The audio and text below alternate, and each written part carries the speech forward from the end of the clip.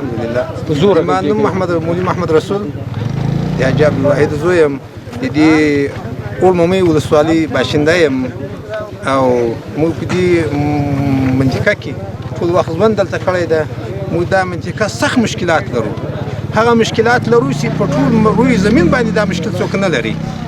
موږ مکتب نه لرو، مدرسه نه لرو، اسپتال نه لرو، روډ نه لرو، بند نه لرو، هیڅ شی موږ نه لرو. مکتب موږ نه لرو. په دا 20 کاله یا 18 کاله دوره چې تېره سوې ده موږ ته هیڅ مکتب نه ده جوړ سوی، هیڅ هلک مکتب نه ده ویلی. معاشونه راغلي دي، د داسې خلکو معاشونه خوړلي دي چې هغې خپل نوم نشي نویشته کولی. دلته د بیا رغونې کارونه لکه کلینیکونو ته وایي ځینې ودانۍ جوړې سوي وي، ډبره یې ښودل سوي، نور کار نه ده سوی. نسته، هېڅ شی هم نسته. که څوک ثبوت تېرولی سي ماته دې په ګوته کې نسته. تاسې دومره خبر یاستئ چې دلته کارونه سوي او شخصي خلکو پیسې وړي دي یا زورواکانو؟ دا ته یو داسې وخت تېر سوی ده چې هېچا هېڅ خپل نوم نه سوی اخیستلی. سړی ته دا خپله ولسوالي پورې هم زه په خپل شخصي نه سوی تللی چې دا خپلې ولسوالۍ ته زه تللی وای چې ما به بېرته له هغې خوا د ما مرګ و. موږ د هېڅ شي غږ نه سوی اوچتولی چې په چا باندې هر څو بربریت ظلم سوی ده، چا هېڅ غږ هم نه سوی کولی.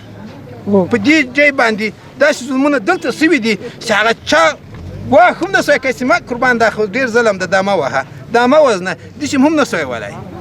حاجي صاحب، په دغه سیمه کې داسې تاریخي ځایونه شته چې په اصطلاح باندې هغه بیا رغولو یا جوړېدلو ته اړتیا پیدا کوي؟ دلته مثال موږ ډېر یو زور غټ غټ بندونه لرو. که دا دلته بند وتړل سي، دا ته بسیر د ماموی په سر باندې د تنګې بند ورته یایي، دا په زرشاهي کې منظور سوی ده. خو له هغې بعد موږ څوک یایي چې دا په څو وارې باندې پیسې راغلي دي، بیا زورواکانو او غلو وړي دي. دا که وتړل سي دا بند د پاکستان تر بونډري او ټوله ولسوالي تر ګوملې پورې دا ټوله دا اوبه ځمکه خړوبې کوي، دا ټول نفوس دې هغې څخه ګټه اخیستلی شي د دې بنده څخه. او تاریخي ځایونه مې یاد کړو، لکه فرضاً په تربیې ولسوالۍ واجخوا ولسوالۍ کې د متو برچ په نامه یو تاریخي ځای ده چې سوونه کلونه یې وتلي. په دې سیمه کې داسې کاني مواد یا په اصطلاح باندې د تیلو ذخیرې یا داسې زړه کلا چې ډېر پخوانی قدامت ولري دلته شتون لري؟ نه، دلته داسې اوس خامخا شیان به لري، لکه اوس موږ تاسې شهباز کلا ورته یایي دوري یا دغسې خامخا دلته دا شیان شته. خو زه په خپل ذهن کې اوس پلان نه راګرځي دا شیان چې دا کوم تاریخي شیان دي.